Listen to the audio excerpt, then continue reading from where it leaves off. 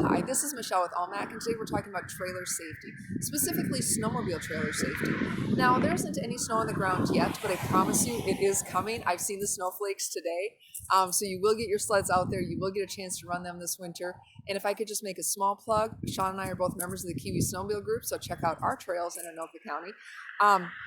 But get your trailers in, get a safety check done, because the last thing you want is that snow is also going to come with ice, and that's going to cause dangerous margins alongside of these roads should you have to pull over with a tire issue, a seized bearing, gosh, a broken axle. That's the last thing you want to happen, because that's actually life-threatening.